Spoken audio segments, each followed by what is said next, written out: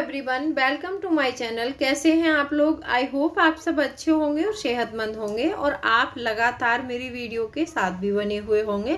दोस्तों, कुछ दिनों से मैं वीडियो अपलोड नहीं कर पा रही थी क्योंकि मैं ऐसी जगह पर हूं जहां पर मैं वीडियो शूट नहीं कर पा रही हूं।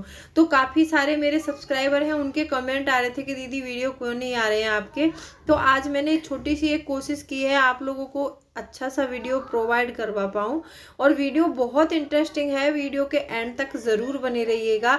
और आज से वीडियो डेली आएगी। और अभी तक आप लोगों ने अपने इस क्रिएटिव चौहान चैनल को सब्सक्राइब नहीं किया है तो आप लोगों से एक रिक्वेस्ट है, प्लीज़ सब्सक्राइब कर लीजिए अपने इस चैनल को और बेल आइकन को भी ज़रूर प्रेस कर दीजिएगा ताकि ऐसी ही इंटरेस्टिंग वीडियो की नोटिफिकेशन आपको मिलते रहे। दोस्तों, वीडियो पसंद आए तो एक लाइक ज़रूर कर दीजिएगा। तो चलिए स्टार्ट करते हैं वीडियो को। सबसे पहली बात यहाँ पर ये आती है क्योंकि त्योहार आ चुके हैं, दीपावली, धनतेरस, बहुत सारे त्योहार अभी आएंगे हमारे, ठीक है। तो उनमें बहुत ज़्यादा पैसा खर्च हो जाता है तो हमारे घर का बजट बिगड़ जाता है। तो हम ऐसा क्या करें कि दीपावली के खर्चे भी चला सकें और हमारा बजट भी ना बिगड़े। तो सबसे पहला काम हमें जो करना है, अपने त्योहार का बजट बनाना है। देखो, त्योहार का बजट वो होता है, मान लो डेली रोज की ग्रोसरी तो हम एक मंथ की ला कर रखते हैं और त्योहारों में देखा होगा आपने कि कुछ हम एक्स्ट्रा बनाते हैं। हमारे घर कुछ गेस्ट भी आते हैं, हम किसी से मिलने भी जाते हैं तो उनके लिए भी कुछ लेकर जाना है। कोई तोहफे लेकर जाता है, कोई मिठाइयाँ लेकर जाता है, कोई कुछ लेकर जाता है, ठीक है। तो उसमें हमारा थोड़ा सा एक्स्ट्रा पैसा खर्च हो जाता है, तो इसीलिए त्योहारों पर ज़्यादा खर्च होता है। तो यहाँ पर आप क्या कर सकते हैं, जो आप अपने घर का बजट आपने बनाया है उस बजट से अलग हटके एक आपको बजट बनाना है जिसमें आप दीपावली का सामान, जो भी भाई दूज का है, त्योहार का जो भी सामान है, किसी को तोहफे देने हैं, किसी को गिफ्ट देने हैं, तो आप वो एक अलग से बजट बना लीजिए, ठीक है। जब आपको लगे कि हमारे घर के बजट के अलावा इतना पैसा हमें इसमें डालना है, उतना पैसा आप अलग से निकालिए। अब अलग से हम अपनी सैलरी से कैसे निकालेंगे आगे पॉइंट में बात करेंगे। तो आपको एक सिंपली घर का बजट तो आपका वही रहेगा, जस का तस रहेगा। आपने सिर्फ त्योहार के लिए बजट बनाना है, अपनी शॉपिंग के लिए बजट बनाना है। आपको कपड़े खरीदने हैं, तोहफे खरीदने हैं, किसी को गिफ्ट्स देना है, किसी को मिठाइयाँ भिजवानी है, अपने घर में क्या क्या सामान एक्स्ट्रा लाना है, कौन गेस्ट आने वाला है, किसको हम क्या दे रहे हैं, वो सारी चीज़ों का एक अलग से प्रारूप बजट बना लीजिए आप लिखित रूप में, ठीक है। जब आपने ये पहला काम कर लिया, अब दूसरा काम आपको करना है कि आपकी जो सैलरी थी, जिस सैलरी के रेशियो से हम पहले से चले आ रहे हैं, सभी मेरी बहनें जो भी हैं वो बजट से काम करती हैं, बहुत सारी मेरी सब्सक्राइबर हैं, तो वो अपनी सैलरी के अकॉर्डिंग बजट बना रखा है उन लोगों ने। तो मुझे हर महीने कमेंट करके बताती हैं, जिसका किसी का बजट गड़बड़ाता है तो वहीं पर संभालने के लिए लोग मतलब मुझे कमेंट करते हैं, तो मैं उनको सजेस्ट करती हूँ, तो उस हिसाब से अगले महीने फिर बताते हैं वो, ठीक है। तो कुछ बहनें मेरी ऐसी हैं कि 40-20-40 के रेशियो से अपना बजट बना रखा है। जिनकी सैलरी ज़्यादा है वो 40% अपना बेसिक नीड में डालती हैं और 20% अपनी वांट्स के लिए रखती हैं और 40% वो सेविंग के लिए रखती हैं, ठीक है। और कुछ सब्सक्राइबर ऐसे हैं जिनकी मतलब थोड़ी सी पेमेंट कम है, तो वो 50-30-20 वाला रेशियो लेते हैं, क्योंकि 20% सेविंग करते हैं और 30% अपने वांट्स के लिए रखते हैं और जो है वो 50% पैसा अपना उसमें घर खर्च में डालते हैं। तो जिसका जैसा रेशियो है उसी रेशियो में बजट को रखना है, लेकिन यहाँ पर हम एक चेंजमेंट कर देंगे, ठीक है। हमने जो वांट्स के लिए जो पैसा डालते हैं ना, हम हर महीने अपने वांट्स के लिए, जैसे मूवी देखने जाना है, घूमने जाना है, उस पैसे को हम त्योहार में यूज करेंगे। क्योंकि देखो, वांट्स हमारे इतने होते हैं, हम कितना भी बढ़ा सकते हैं वांट्स को, वांट्स हम कंट्रोल नहीं कर पाते हैं।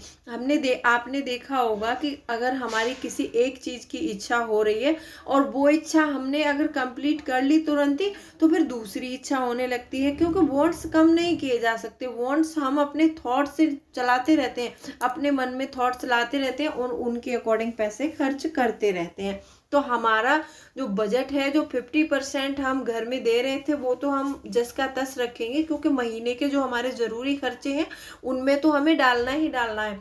जो हम वांट्स अपने आगे बॉन्ड्स के लिए पैसे जमा कर रहे हैं, तो 1-2 महीने हम उस पैसे को कट करके अपने त्योहारों में उस पैसे को लगा सकते हैं। तो ऐसे करके ना तो आपका बजट बिगड़ेगा और ना ही आपकी सेविंग कम होगी। सेविंग वाले कॉलम को आपको बिल्कुल नहीं छेड़ना है, सिर्फ अपने बॉन्ड्स पर काबू करना है। जो आप एक्स्ट्रा शॉपिंग करते हैं, जो एक्स्ट्रा खर्चे करते हैं हर महीने फालतू के, उन चीज़ों पर काबू करिए और वो पैसा अपना त्योहार में आप लगाइए। अच्छा, तीसरा पॉइंट आता है कि बहुत से लोग त्योहार में क्या करते हैं पता है, ईएमआई पर बहुत सामान परचेस करते हैं।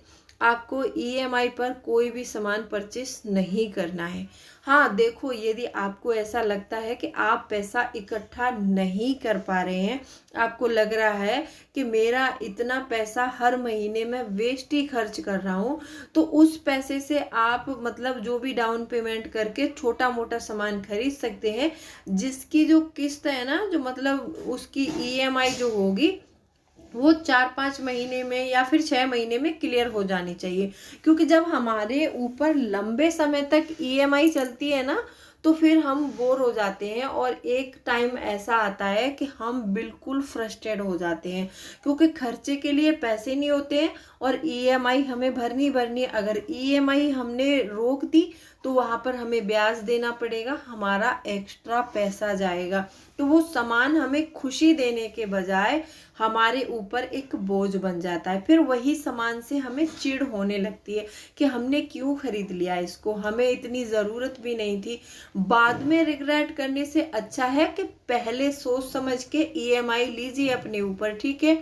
अगर आप भर सकते हैं तो आप खरीदिए। अगर आपको लगता है कि आप ईएमआई नहीं भर सकते और आपको किसी सामान की नीड है, तो उस सामान का जितना ईएमआई पे कर रहे हैं ना, उतना पैसा हर महीने एक अलग अकाउंट में डालते जाइए। जब हर महीने एक अलग अकाउंट में डालोगे ना, जब सामान का पैसा हो जाए आपके पास, पैसा मतलब उसका मैक्सिमम अमाउंट हो जाए आपके पास, तो फिर उस अमाउंट से आप उस सामान को परचेस कर लीजिए। ये एक अच्छा तरीका है। यदि आप ऐसा नहीं कर रहे हैं, हाँ देखो, ऐसा हो सकता है कि जैसे मान लो ईएमआई हम जमा कर रहे हैं, अगर ईएमआई बीच में रुकेगी तो हमारे ऊपर ब्याज लगेगा। यदि हम पैसे अपने सामान के लिए जमा कर रहे हैं तो हमारे ऊपर कोई ब्याज नहीं लगेगा। यदि 1-2 महीने हम जमा भी नहीं कर पाए तो भी कोई दिक्कत नहीं है, हमारा हमसे कोई ब्याज लेने वाला नहीं है और हमें ये टेंशन भी नहीं है कि हमें किसी का कर्जा देना है या फिर ईएमआई देनी है। नहीं, हम अपने सामान के लिए पैसे जमा करें, जब हमारे पास पूरा अमाउंट हो जाएगा तब हम उसको खरीद सकते हैं। चौथा पॉइंट आता है कि दीपावली में ऑफर्स के चक्कर में ज़्यादा सामान परचेस आपको बिल्कुल नहीं करना है। बहुत से लोग तो इस चक्कर में सामान परचेस करते हैं कि किसी पर 70% ऑफ चल रहा है, किसी पर 80% ऑफ चल रहा है, लेकिन उसको नीड नहीं है, उन फिर भी वो 70% या फिर 80% के चक्कर में सामान भरते जा रहे हैं।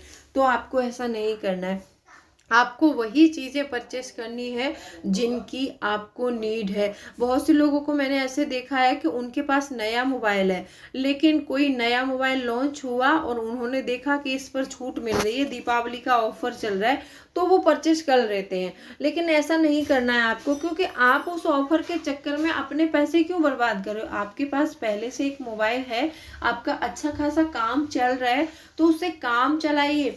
ऐसा नहीं है कि जैसे ही एक्स्ट्रा थोड़ा सा लालच किया और हमने वो सामान परचेज कर लिया, तो आपको ऐसा नहीं करना है। ये आदत बहुत बुरी आदत होती है और आगे जाके इस आदत से हमें बहुत ज़्यादा खामियाजा भुगतना पड़ सकता है। यदि आप समझदार बनना चाहते हैं तो आपको ऐसा बिल्कुल नहीं करना है। और एक मतलब ये पांचवा पॉइंट आता है, ये पॉइंट महिलाओं के लिए है। कोई भी सेल देखकर आपको लालच नहीं करना है। महिलाओं में अक्सर देखा है, उनमें मैं खुद भी आती हूँ, क्योंकि कुछ समय पहले मेरी आदतें भी ऐसी थी कि जैसे ही सेल देखा कि मार्केट में कोई सेल लगा है या फिर कोई ऑनलाइन सेल आया है, तो मुझे सामान परचेस करने का बहुत मतलब क्रेज़ था। जैसे ही कोई देखा और सामान अच्छा लगा, तुरंत परचेस कर लेती थी। लेकिन आगे पीछे सोचना समझना नहीं रहता था, अपने ऊपर ये कंट्रोल नहीं रहता था कि कल जाके मुझे पैसे की ज़रूरत पड़ी तो मैं कहाँ से लाऊंगी, कैसे खर्च चलाऊंगी, ये नहीं सोचती थी। मैं मैं क्या करती थी कि जैसे ही मतलब अभी मुझे लगा कि बस इस सामान को मुझे अच्छा लग रहा है और शायद ज़रूरत पड़ सकती है, मतलब ज़रूरत नहीं है, आगे जाके पड़ सकती है, और मैं तुरंत परचेस करती थी। तो ये आदत मेरी काफ़ी ज़्यादा नुकसान कर रही थी मुझे।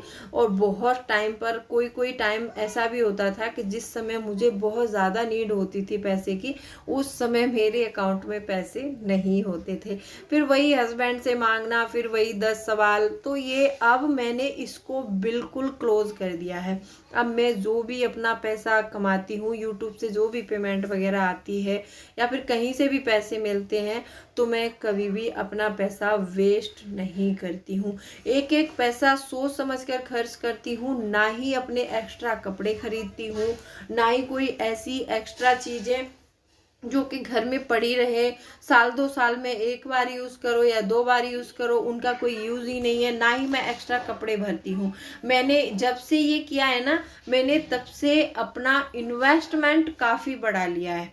तो पैसे का जो मेरे पास पैसा रहता है ना, तो मैं क्या करती हूँ, आज आपको बता रही हूँ, आप भी ऐसा कर सकते हैं। मैंने एक अकाउंट खोल रखा है और उस अकाउंट को अपने पेटीएम से लिंक कर रखा है। मैं क्या करती हूँ, जो भी पैसा आता है मैं उसमें जमा करते रहती हूँ। हर महीने जो भी बचता है मेरा पैसा, 1000, 1500, 2000 जो भी सेव कर पाती हूँ, या फिर मैं कहीं जैसे किसी, हमारे यहाँ क्या होता है कि किसी रिलेटिव में जा रहे तो हमें फ्री मनी मिलता है, वहाँ से कुछ आशीर्वाद के तौर पे कुछ पैसे मिलते हैं, या फिर अपने मंथली खर्च के लिए जो हस्बैंड देते हैं उसमें से जो भी पैसा बचता है मैं वो सारा पैसा अपने अकाउंट में ट्रांसफर कर देती हूँ, ठीक है। और उससे मैं फिर अपने जो शेयर मार्केट है उसमें पैसा निवेश करती रहती हूँ। तो हमेशा पैसा निवेश करने के बहुत सारे तरीके हैं, आप वो सीखिएगा। और जब हम पैसा निवेश करने लग जाते हैं ना, तो निवेश की आदत हमें जब लग जाती है ना, तो वो हमारे लिए बहुत अच्छी आदत होती है गाइस। उसमें इतना पैसा जोड़ सकते हैं हम कि हमने सोचा भी नहीं होगा। यदि आप शेयर मार्केट नहीं जानते हैं तो सीख सकते हैं। और आप शेयर मार्केट से दूर दूर तक आपका कोई नाता नहीं है, आपको इंटरेस्ट नहीं है, तो आप सिंपली एक काम कर लीजिए, आप एक आरडी अकाउंट खोल लीजिए और उस आरडी में हर महीने पैसे भरते रहिए। जब आप हर महीने आरडी जमा करेंगे तो आप देखेंगे कि 1 साल या 2 साल के अंदर आपके पास काफ़ी सारा अमाउंट हो जाएगा और आपको बहुत ज़्यादा खुशी होगी। और आप एक चीज़ हमेशा करना कि सेविंग्स करना कभी भी बंद मत करना। अच्छा, सेविंग्स करते करते बहुत सारे महिलाओं के ये कमेंट भी आते हैं कि दीदी मतलब हर महीने सेविंग करते हैं तो थोड़ा बोर फील होता है। तो देखो, किसी भी चीज़ को आपने इतना रिजिड नहीं बनाना है, इतना मतलब कंट्रोल नहीं करना है कि आप परेशान हो जाओ, ठीक है। बोलते हैं ना, अति हर एक चीज़ की बुरी होती है। अगर हम ज़्यादा खर्च करते हैं तो वो भी एक अति होती है। अगर हम बहुत ही ज़्यादा कम मतलब खर्च करते हैं, हर अपनी ज़रूरत वाली चीज़ों को भी कट कर रहे हैं, तो वो भी वहाँ पर हम एक समय ऐसा आएगा कि हमें खुद से चिढ़ मचने लगेगी कि हम किसके लिए जोड़ें, क्या करें क्या नहीं करें, समझ नहीं आता है कुछ, ठीक है। तो आप अपने आप को इतना फ्लेक्सिबल बनाइए, अपने बजट को भी इतना फ्लेक्सिबल बनाइए कि कहीं 100-200 रुपये या 1000-500 भी ऊपर नीचे हो जाएं तो आपको कोई ज़्यादा फर्क ना पड़े। तो अगर आप ऐसा करके बजट बनाएंगे तो आप कभी भी बोरियत फील नहीं करेंगे और आप हमेशा पैसा बचाने की कोशिश करती रहेंगी। ये चीज़ आप लोगों को ज़रूर करनी है। और हाँ, मैं ये बिल्कुल नहीं कहती हूँ कि आपको अपने ऊपर पैसा खर्च नहीं करना है, कि अपने लिए कोई सामान नहीं खरीदना है, लेकिन सोच समझ कर और अपने सही फैसले लेकर। क्योंकि जो हम पैसा एक महीने मेहनत करके कमाते हैं ना, और उस पैसे को अगर हम अपनी बेवकूफ़ी की वजह से 1-2 दिन में ही खर्च कर देते हैं और फिर पूरे महीने हम दूसरों के सामने हाथ फैलाते रहते हैं, तो वो भी अच्छी बात नहीं है। आप हमेशा याद रखिएगा। आई होप वीडियो पसंद आई है। वीडियो पसंद आई तो वीडियो को लाइक शेयर ज़रूर करें।